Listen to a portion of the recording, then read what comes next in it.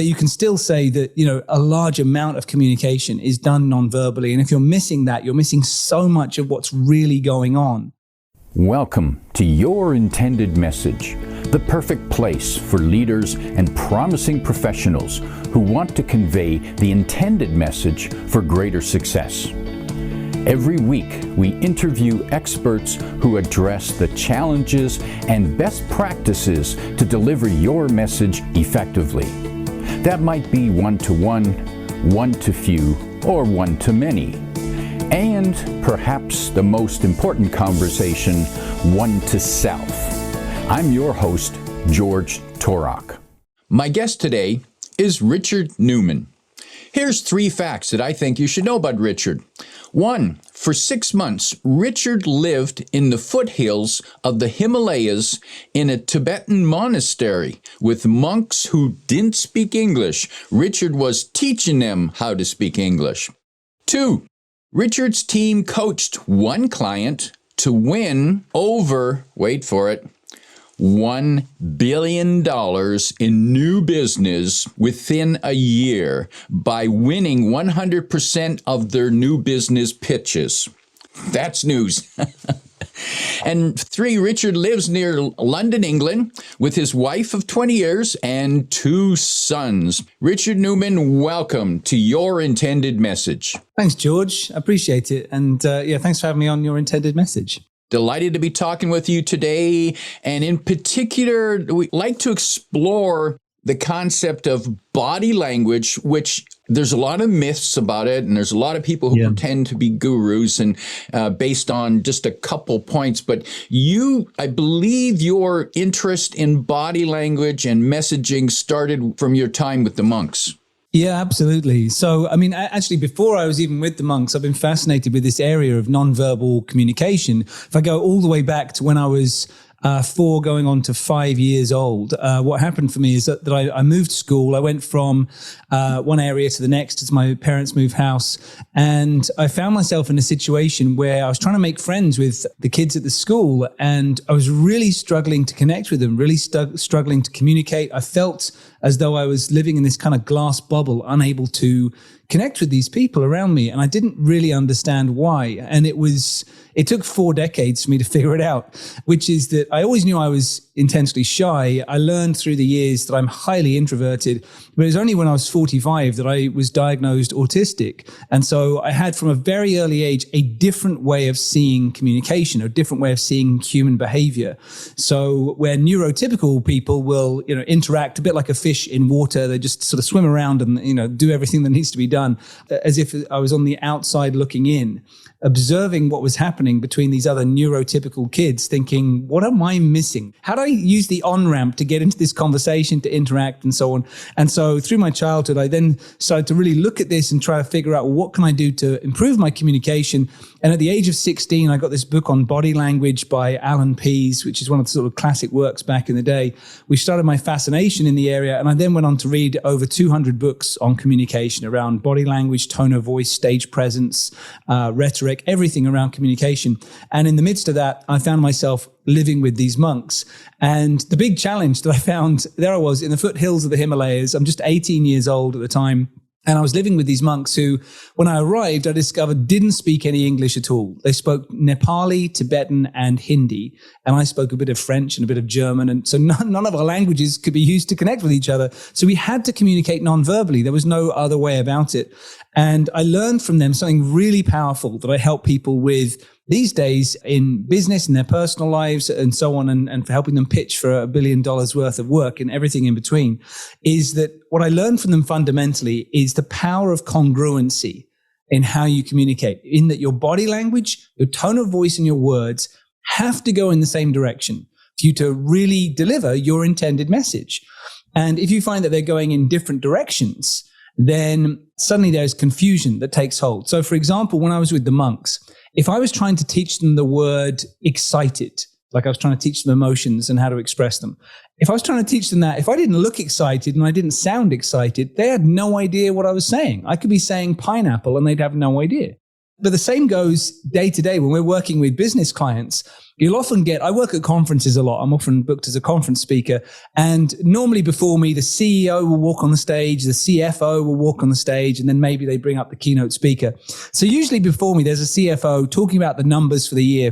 And what you typically get is they'll walk on stage with a poker face, a very sort of business-like expression. They'll say, hi, everybody. Very excited to be here today. Glad that you made it. The numbers for this month were good. The numbers for this year were bad. And the numbers for next year are going to be better. And people are left thinking, hang on a second, what does this mean? I don't feel anything. I don't understand. The person seems a little bit nervous, a little bit muted. Maybe the whole business is going bankrupt. We don't know. And because the body language, the tone of voice, and the words, they're just not connected based on this sort of business facade that people put in. What I'm often working on with people is to help them really find their voice and to drop that facade and to bring their expression to life so they can have that congruent communication that I needed to have when I was working with those monks. Looking back from your years of experience back at that 4-year-old child, what did you see that 4-year-old child needed to do differently? Yeah, so I think for me, it was simply, there's this way of interacting, if you like. They've seen this in recent studies that neurotypical people can communicate perfectly well with each other and autistic people can. They have the same instincts on communication. It's just when they're trying to interact with each other that suddenly there is a disconnect. And, autism is a huge spectrum. It's very broad. And so I can't speak for different people who are autistic.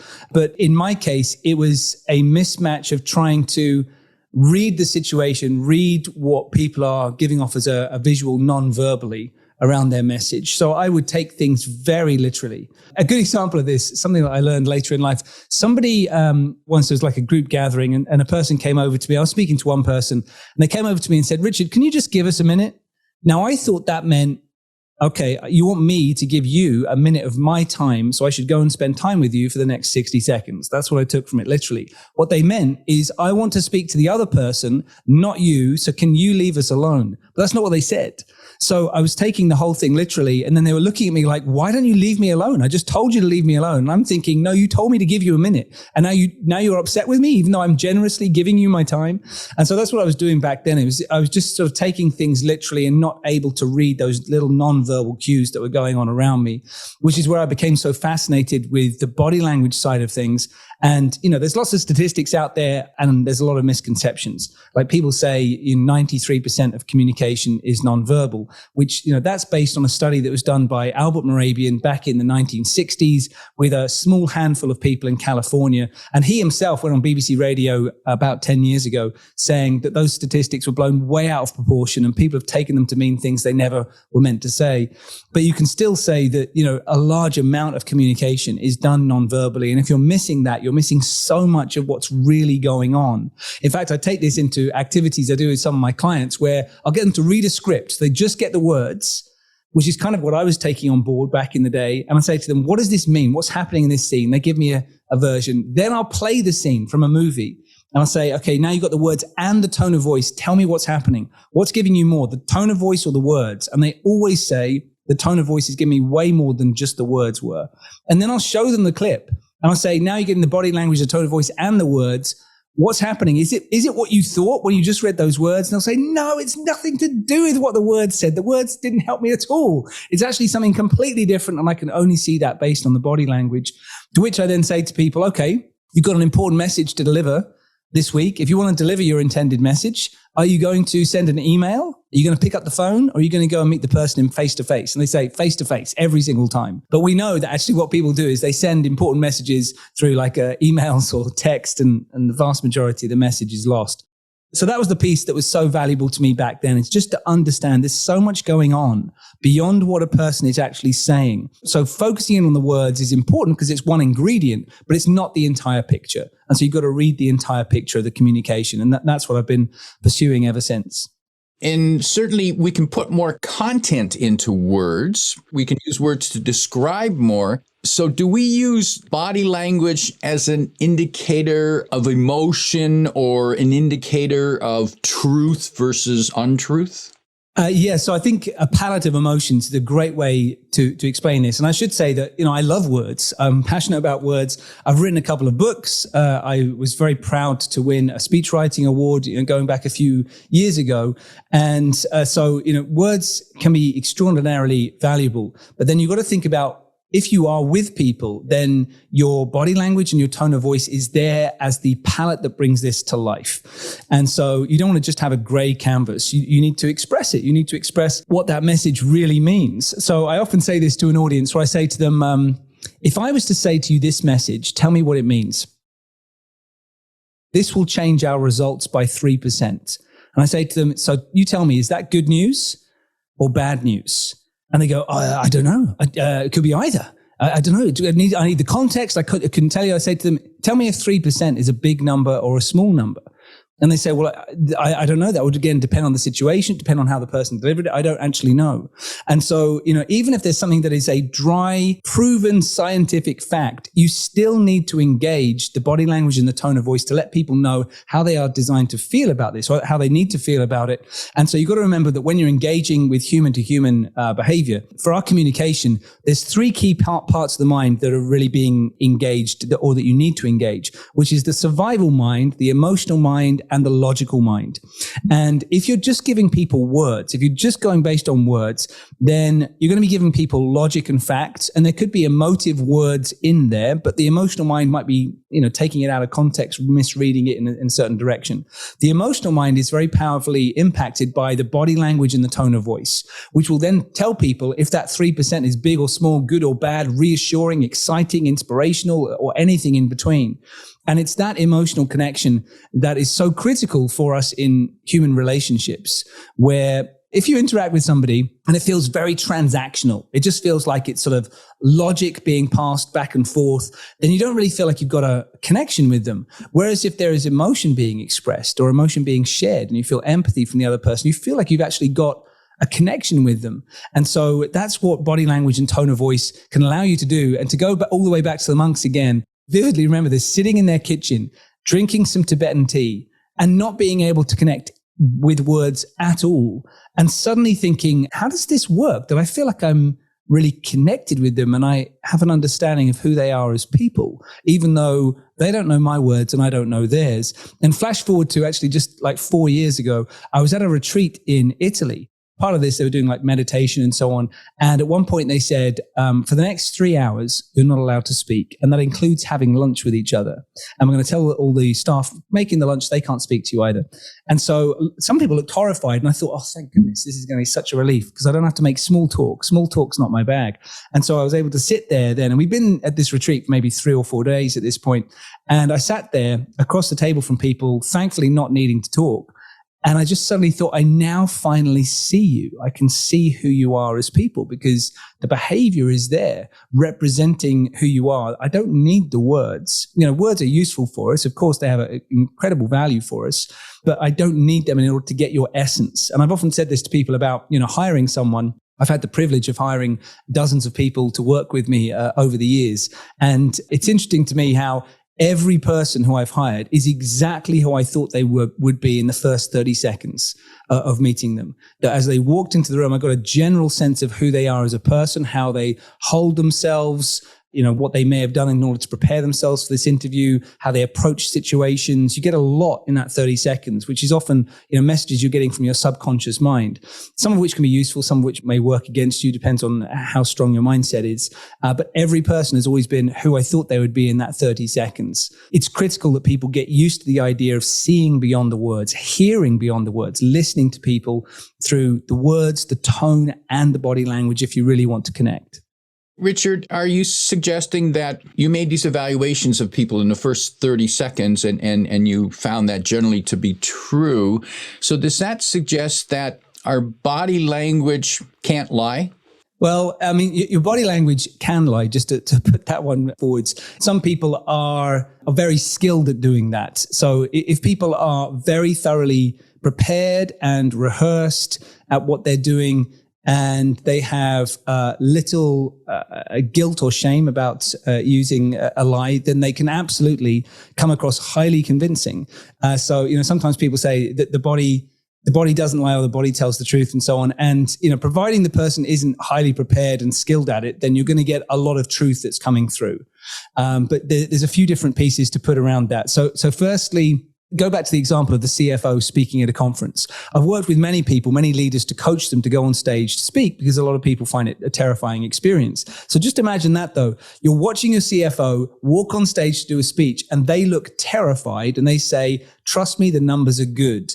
Now, what you see is you think, this person's terrified. They must be lying to me because the body language and words are going in different directions. Therefore, I need to start looking for another job. But actually what you're seeing isn't related to the words. It's related to the situation. So it's always important to think, well, hang on a second. What am I seeing here? Can I get a package around this? I think it was Joellen Demetrius who was talking about this in terms of, she was looking at a jury selection. So she was always aiming to read people who would be useful in that context. And she was saying you need to look for a cluster of things around someone's body language to really understand what's going on for them, and then understand the context of that situation. Because some people will tell you that, for example, scratching your nose means that you're lying, or variations around that.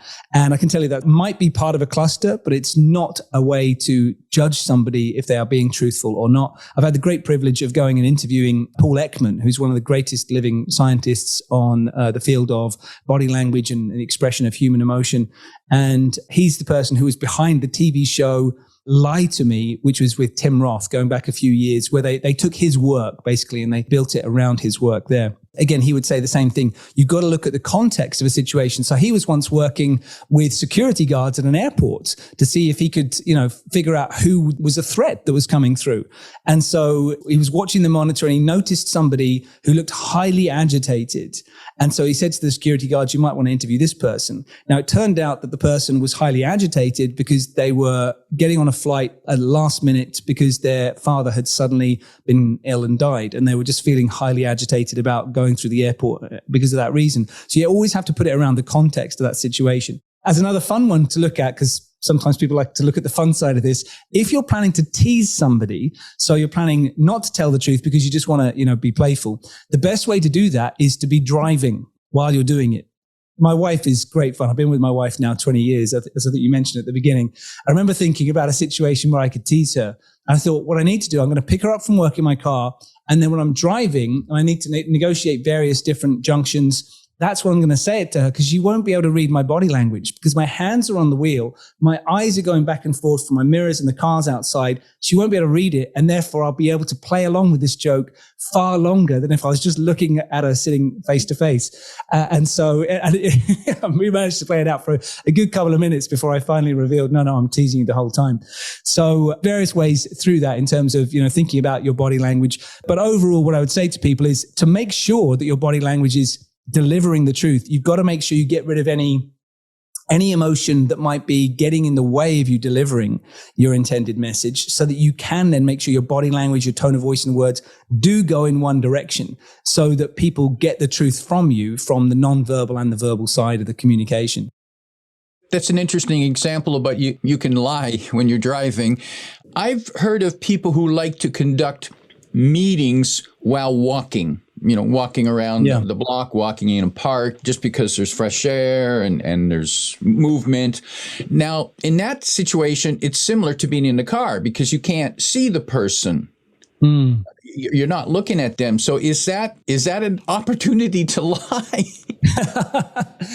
There's pros and cons of this situation. So, I think a lot of people do this. I heard that Steve Jobs used to do this a lot with his team and with journalists as well. I've enjoyed doing it myself with my team, where I think that it is good to be able to walk side by side and be able to process ideas with each other. It's also a way of just relating, feeling like it's more of a social conversation. You're getting oxygen flow through the body, which helps you generate ideas. And there's also less pressure than if you're sitting across a desk from someone, where ideas can stagnate and you can maybe start to feel aggressive or defensive.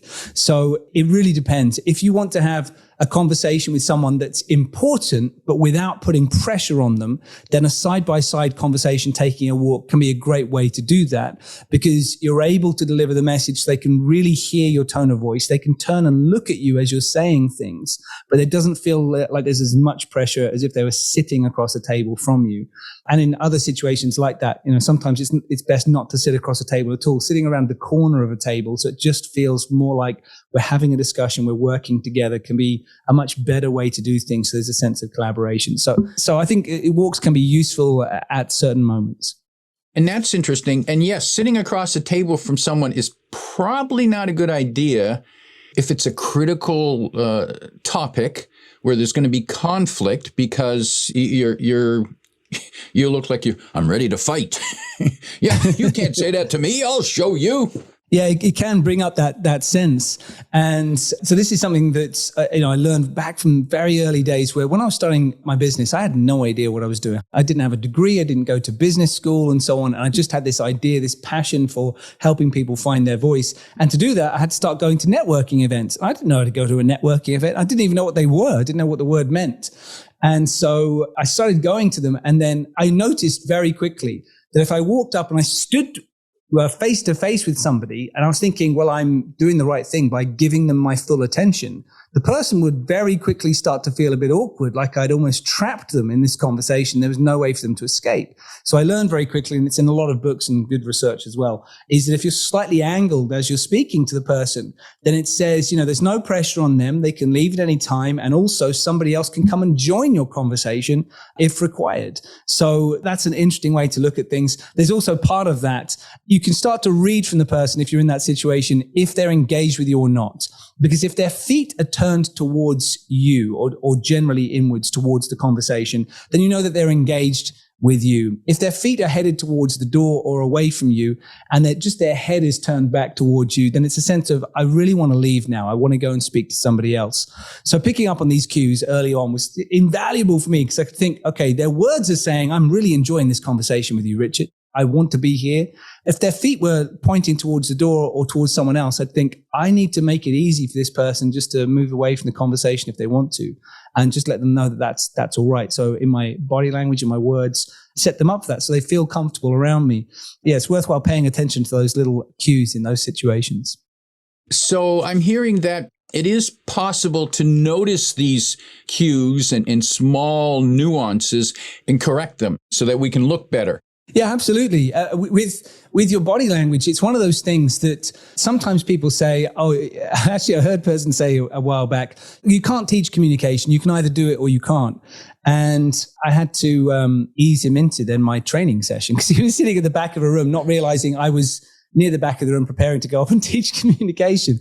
And so I said, look, you can have a fixed mindset on this, or you can have a growth mindset around this, and gave a bit of my story. And I said I came from a background, I was terrified to stand up and speak in class because I just didn't have any confidence around communication. And now I was on stage teaching in front of thousands of people and enjoying it, not just teaching, but teaching communication. And so it's one of those things that you can learn. And if you think about it a little bit like this, it's worthwhile learning lessons where if you approach tennis the same way as body language, if you think, well, you're just a natural or you're not, then imagine, any of the great tennis players who's doing well at the moment, like Novak Djokovic, let's say. If you imagine when he was 5 years old, his parents said to him, oh, there's a tennis court over there. Just go and be yourself. Just be natural. He'd be a terrible player. He wouldn't have any idea how to play the game. He wouldn't be a champion. But instead what happened is he had lessons around forehand, backhand, serve, volley, and everything else around the game. And then he built that up in his own way, his own method, his own style. So he has his own personality on the court. The same goes with body language, is that you can start to learn what the principles are. And the important thing around that is that you make them your own, just like with playing tennis. You make them into your own style, your own personality. There are certain things that everybody can use, that everybody can learn, that you can apply universally, that will get you the same results every time. And that's what we found in my research project on this, which people can look up online. It's called Nonverbal Influence. We worked on this with UCL, University College of London with Professor Adrian Furnham, who's one of the top psychologists in the world today. He's published around 1,000 different papers, I think, on communication psychology and so on. And we put together a project. It took 18 months to do, but I was determined to prove, is there something that we can all do physically that will change the impact of our words? So you keep the words the same, you wear the same clothes, but you just slightly change your body language. And would that give you a better rating in terms of how confident, how charismatic you are seen to be, how convincing you are, how good a leader you are? Is there anything that's in there that's universal? And what we proved through our study is that it didn't matter what your skin color was, it didn't matter what your gender was, and it didn't matter where we tested this in the world. We tested around Europe, Asia, and the Americas, that there were certain traits that you could use, that if you used them, suddenly that one of the biggest increases we got was that if you changed, I think it was 2 or 3 aspects of your communication, that you could then increase the number of people who would vote for you in an election by nearly 58%, just based on changing a couple of pieces. You can increase the number of people who think you're a good leader by 44%, just by changing a couple of small pieces that everybody can use, everyone can learn. One of the people involved in our study that we did this, I'd never come across any of these techniques before. And in the space of just a couple of hours of working with him on this and filming the videos ready for our study, he was able to embody all of those techniques. So these are things that everybody can do. You mentioned Djokovic, the tennis player. Obviously, I'm sure he practices even now. Are there exercises that you practice from time to time or review around body language? From my perspective, I thoroughly enjoy speaking on stage, and I see stagecraft really as a craft, as a skill that needs to be worked on, because you're taking an audience on an emotional flight path from the beginning to the end of the experience. And so there'll be aspects of that I want to review and work on.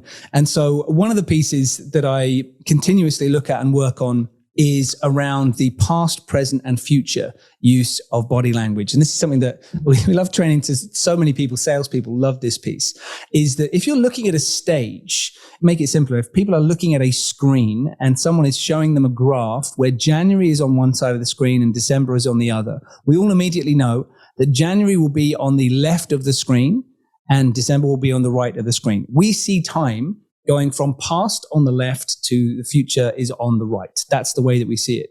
And so I use that in my stagecraft, practicing as I tell a story, where do I need to be on the stage in order to make sure that the visual journey I'm creating as the storyteller is going in the right direction. So I can start off by talking about the past of something and then skip forward in time to the future. And then I can come back and talk about something that's in the past, then come back to present day. And so I can use the stage around these pieces. So whenever I create a new story, a new activity I'm doing, I'm thinking about, well, where on the stage do I need to be in order to deliver this part, in order to make it work for the audience? So I love that part of it. I also love thinking about what is the feeling I need to deliver by the end of this story? And therefore, what part of my body language or tone can I engage? What sort of gesture? Do I need to be coming in with a very strong palms down gesture partway through to really land a serious point?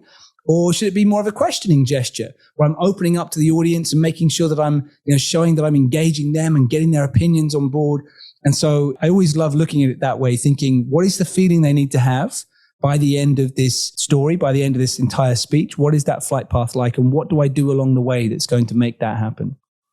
Words, tone, body language, together they deliver a full message, a whole message, and they contribute differently. Am I hearing that although the words might be the content, the data, the tone and the body language is more likely to influence the emotion? That's exactly what I would say. If people are watching somebody deliver a message, then that's absolutely going to be the case. From my experience of working with people and, put it in context, I've trained 120,000 people around the world, and I'm continuously asking them this question and looking into the research behind it. There isn't as well known a study or a high quality study that I can point to that says this is the definitive amount that it is. But whenever I'm asking an audience and I split up the parts of the communication and ask them, which one are you genuinely getting more from? Then body language and tone of voice. That's not to say that you can't feel emotion from words because, as an author myself, and I read books to my kids, there's so much emotion that you can get off the page from reading something. And sometimes reading a book can be more powerful than watching the movie, where you go, they didn't do it as well as I did it in my head when I was reading this book. So when you've just got the text, you can certainly get huge amounts of emotion, imagination happening. When you've got the text, plus the tone of voice, plus the body language, we are taking in so much. We are visual beings. The optic nerve is the largest nerve anywhere in the human body. And technically, it's not even a nerve. It's an extension of the brain stem. And so you're getting so much information coming in visually that it's overriding, if you like, the value of the words to the point where you think the visual stuff is so important. So you've got to make sure that if you are delivering a message face to face, you think about the visual delivery of it and not just the placement of the correct words in the sentence. Your latest book is called Lift Your Impact. Who is that for, and what will they gain from that? So I wrote this book, Lift Your Impact, based on the challenges people have had over the last few years, which have really shifted, actually. So I wrote a book a few years back called You Were Born to Speak that was more focused on the communication side when people were looking more for like public speaking training.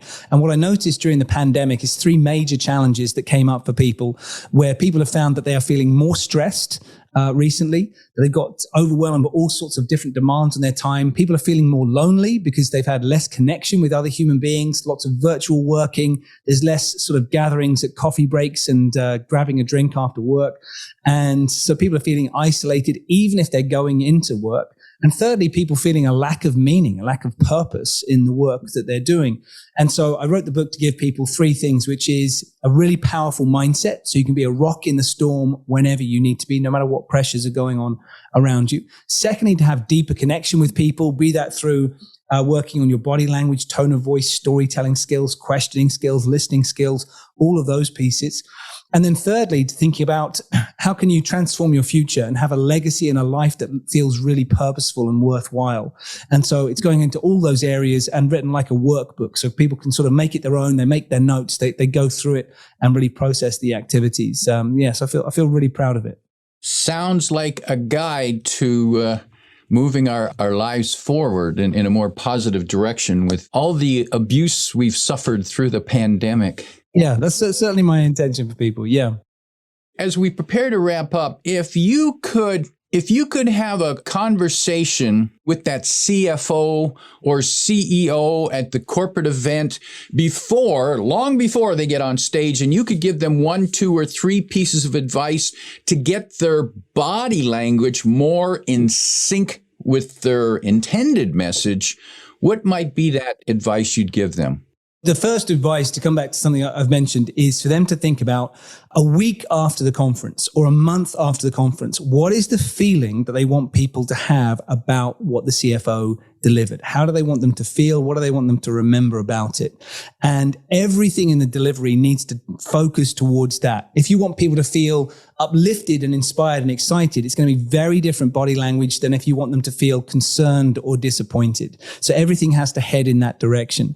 A second piece that I would put into there is that being a leader within a company means that you need to also attach, no matter what emotion you're going for, you need to think about the gravitas in your delivery. So it's taken as being important. And gravitas comes from aligning your body with gravity. There's so many people who deliver messages where they are leaning onto one hip, leaning off to one side, or they've crossed their legs across when they're standing up as well. All of which means the very simple way to look at it is, if someone was to put one hand on your shoulder and just push you over, would you fall down? If so, you look like a pushover. That's where that phrase or that term comes from. So you want to stand or sit in a way that gravity is working with your body, so that you are embodying that sense of gravitas. Just like a great sports person, before they're about to take an important shot, they get themselves grounded. They have gravity on their side. And the third piece that I get them to do just before they go on the stage is to work on their breathing, much like I went through acting training back in the day. And they get you to work on your breathing to change your state. So you can work on your breathing to make yourself cry or laugh on cue. But for a CFO going on stage, they need to be deeply centered. And so you can do box breathing or square breathing, something like that, to get yourself back to a place where you are fully in charge of your state. And therefore you are this blank canvas ready to deliver a message rather than carrying the weight of, the 1,000 different tasks a CFO has to do onto the stage. You want to ground yourself, put those things to one side, be ready, and then deliver how you want people to feel. Powerful advice for any speaker, especially those CFOs and CEOs. My guest today is Richard Newman, reminding you that your message is composed of the words, the tone, and the body language, and they need to be in sync. They need to be congruent. If you like what you heard, tell your friends and post your 5-star review on Apple Podcasts, because that helps more listeners find us. Come back every week for more practical insights to help you deliver your intended message.